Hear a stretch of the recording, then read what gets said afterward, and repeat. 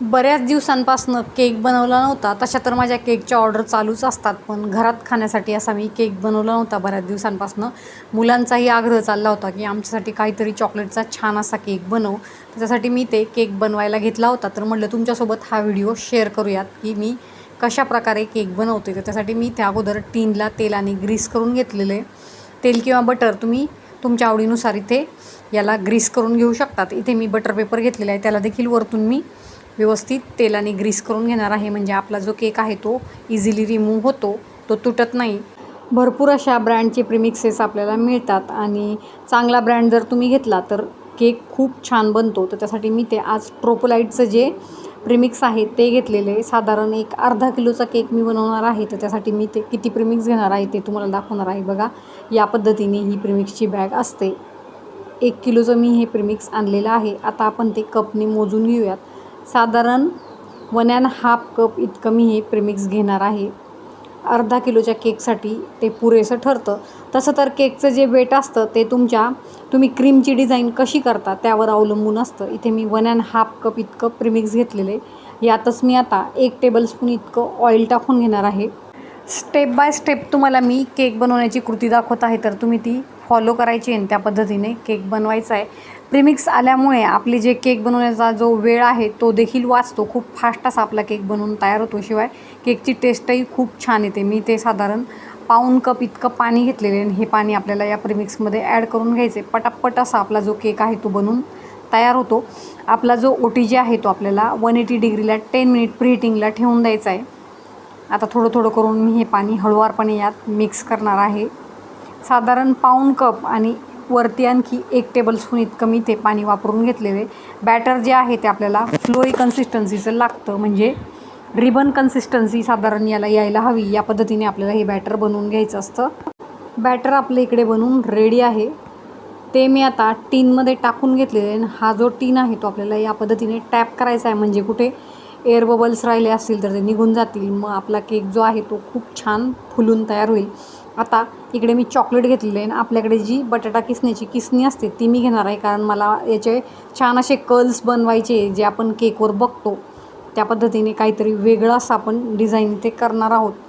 आता हे जे कंपाऊंड आहे ते मी या पद्धतीने त्याचे तुकडे करून घेतलेले आणि ते मी आता फ्रीजमध्ये ठेवणार. आता इथे आपल्याला केकसाठी क्रीम बीट करून घ्यायची. तर क्रीम जी आहे ती मी इथे 1 कप घेतलेली आहे आणि क्रीम घेताना आपल्याला ती लिक्विड स्टेटमध्ये घ्यायची. अजिबात त्याचा आईस होता कामा नये. आईस असल्यामुळे ती आणखीनच पातळ होत चालते, घट्ट अशी क्रीम होत नाही. बघा, या पद्धतीने मी क्रीम फेटून घेतलेली आहे. इथे आता आपला केकही बेक होऊन तयार झालेला आहे. तो आपण आता टीनमधनं काढून घेऊया आणि याचे आपल्याला कट्स करून घ्यायचे. बघा, किती छान असा आपला हा जो स्पॉन्ज आहे तो फुलून तयार झालेला आहे आणि आपण बटर पेपर लावल्यामुळे अजिबात तो कुठेही मोडत नाही. आता याला आपल्याला कट देऊन घ्यायचे. तर मी इथे चाकू घेतलेला आहे, याने आपल्याला त्याला 2 कट देऊन घ्यायचे. आता बघा, वरच्या साईडला आपण एक पहिला कट देऊन घेणार आहोत. टर्न टेबल आपल्याला फिरवत हा जो कट आहे तो देऊन घ्यायचा आहे. हळुवारपणे आपल्याला केक कट करायचा आहे आणि गरम यामध्ये आपल्याला केक कधी कट करायचा नसतो, कारण गरम असताना तुम्ही जर केक कट करायला गेला तर त्याचा लगेचच भुगा होतो, तुकडे पडतात आणि मग आपल्याला फिनिशिंग व्यवस्थित केकला देता येत नाही.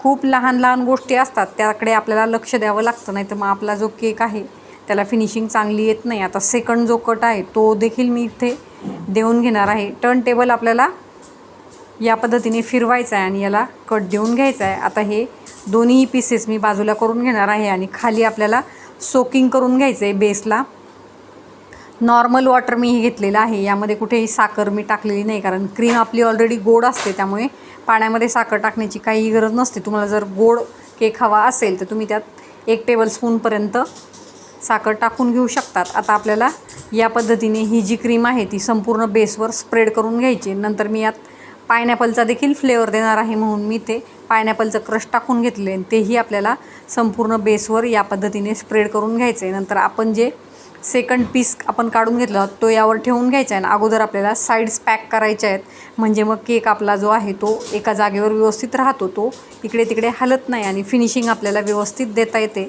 आता साईड्स पॅक केल्यानंतर वरती आपल्याला पुन्हा सोकिंग करायचं आहे. त्यावर क्रीम लावून घ्यायची आणि पायनॅपल क्रश देखील टाकून घ्यायचं आहे. याच पद्धतीने मी संपूर्ण केक क्रीमने कवर करून घेतलेलं आहे आणि क्रम कोट त्याला मी करून घेतलेलं आहे. नंतर आपल्याला आता फायनल फिनिशिंग करून घ्यायची आहे. क्रम कोट केल्याने काय होतं, केकचे जे छोटे छोटे कण असतात ते आपल्या फायनल फिनिशिंगमध्ये येत नाही आणि आपली जी फिनिशिंग आहे ती खूप छान येते. आता वरतून टॉपला देखील मी क्रीम लावून ती छान अशी सेट करून घेणार आहे. आपल्याला आता फायनल फिनिशिंग द्यायचं आहे केकला. आता स्क्रॅपरच्या साहाय्याने मी साईडने लाईनची डिझाईन करून घेणार आहे आणि वरती देखील मी या पद्धतीने डिझाईन करून घेणार आहे. अतिशय सोपा असा हा केक आहे. तुम्ही खूप आरामात हा बनवू शकतात. बनवायला खूप सोपा आहे आणि मुलांना तुम्ही हा चॉकलेट केक बनवून अगदी खुश करू शकतात. तुम्ही देखील ही रेसिपी नक्की ट्राय करा. आता इथे बघा मी रोझेटचं जे नोझल असतं ते घेतलेलं आहे आणि त्याचे रोझेट मी ते काढून घेणार आहे. या पद्धतीने संपूर्ण आता वरचा जो टॉप आहे तो मी कवर केलेला आहे. आता आपल्याला आपण जे चॉकलेटचे पीसेस करून घेतले होते ते साईड्सने लावून घ्यायचे. मुलांना केक खाण्याची खूप एक्साइटमेंट होती म्हणून ते बाजूलाच बसून बघत होते की केक कधी होतो आहे, आम्ही कधी खातो आहे. त्यांना बळच मी बाजूला शांत बसून ठेवलेलं होतं. साईडने मी बघा केकचे पीसेस लावून घेतलेले आणि मध्ये मी थोडेसे शुगर बॉल्स टाकून घेतलेले. एक बटरफ्लाय वरतून लावून घेतलेला आहे. बघा किती छान असा आपला केक बनवून तयार आहे.